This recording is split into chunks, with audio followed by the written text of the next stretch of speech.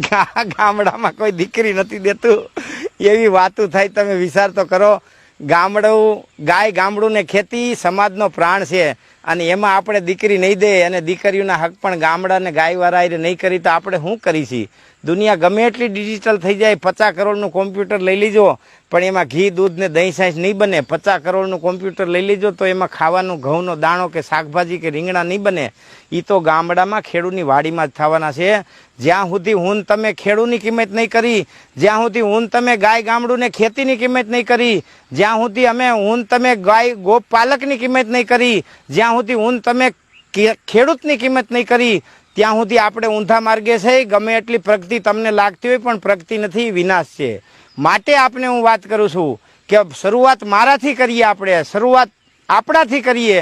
આપણી દીકરીને ગામડામાં ને ગાયવાળા અને ખેતીવાળા હક પણ કરાવીએ અને સામાન્ય પદ્ધતિથી પરંપરાથી લગ્ન કરીએ.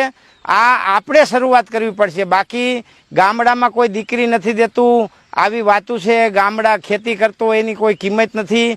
મિત્રો ખાલી ભણેલા જ બુદ્ધિવાળા હોય અને સિટીમાં રહેવાવાળા જ બુદ્ધિવાળા હોય, સિટીમાં રહેવાવાળા જ સારા માણસો હોય. આવા મગજમાં વેમ છે એવું નથી. ગામડામાં કોહિનૂર સિથરામાં વીટેલા રતન પડ્યા છે જેણે આપણા દેશ અને સમાજ અને રાષ્ટ્ર માટે સમાજ માટે સમર્પણ આપ્યા છે. એટલે ગામડું છે ને આપણો પ્રાણ છે.